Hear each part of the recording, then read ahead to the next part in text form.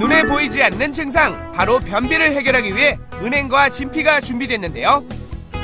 진피라고 아주 한방에서 많이 쓰이는 약재인데요.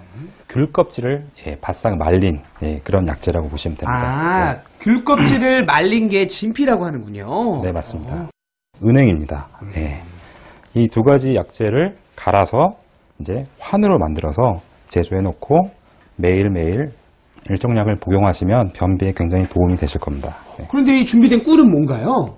환을 만들 때 꿀이 없으면 너무 가루만 되기 때문에 뭉치지가 않게 됩니다. 그래서 꿀은 사실 변비에 도움이 되기보다는 환을 만들기 위한 용도라고 보시면 됩니다.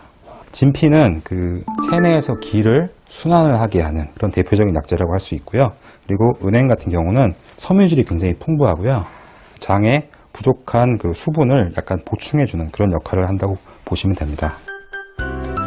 말린 은행과 진피를 1:1 비율로 믹서에 넣고 갈아줍니다. 완벽하게 건조가 되지 않은 재료를 쓰면 곱게 갈리지 않으니 꼭 말린 것을 사용하세요. 곱게 갈린 가루는 그릇에 옮겨 담아 꿀을 첨가해서 되직할 정도로 반죽을 만듭니다. 꿀을 너무 많이 넣으면 짙어져서 뭉쳐지지 않으니 이 또한 주의하세요.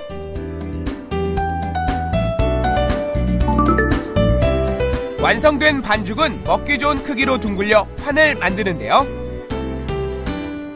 완성한 다음 바람이 잘 통하는 곳에서 반나절 동안 말린 후 냉동실에 보관해 주시면 끝!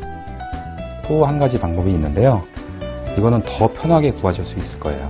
그런 거는 진작에 알려주셨어야죠. 먼저 물 1리터를 준비하고요. 파는 잎부분을 제거하고 줄기와 뿌리만 사용합니다. 팥뿌리는 총백이라 불리며 변비에 효과가 있다고 하네요. 한 소끔 끓인 물을 그대로 마셔도 좋지만 꿀을 첨가하면 달콤한 맛 덕분에 마시기도 쉽다고 합니다. 빈속에 하루에 한 잔만 마셔도 효과 만점이에요. 혈자리 누르기 방법을 제가 알려드리겠습니다. 혈자리 누르기요? 그거 굉장히 어려운 거 아닌가요? 어렵지 않고요.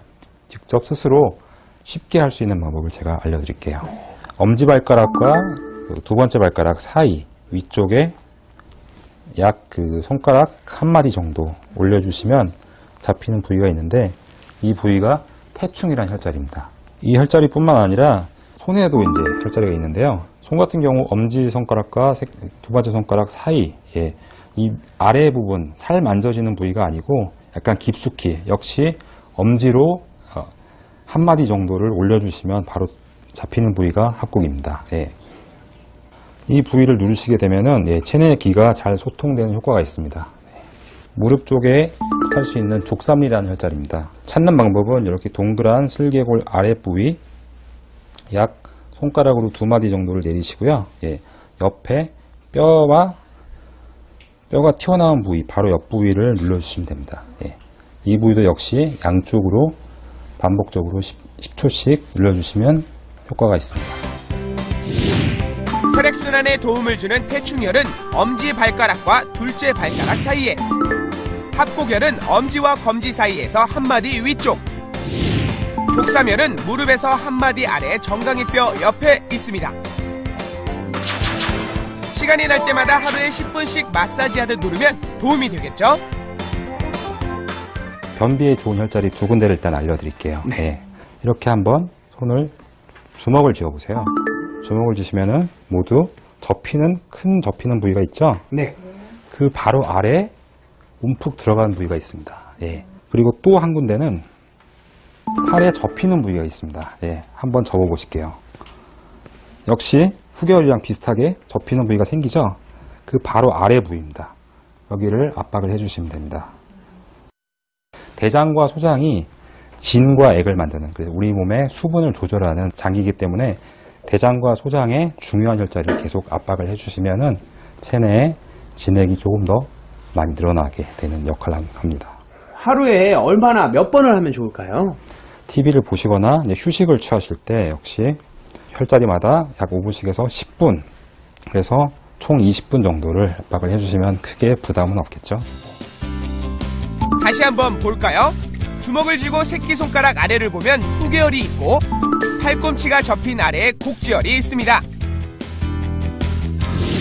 장에 기름칠을 하는 혈자리. 화장실에 가기 전 꼭 눌러보세요.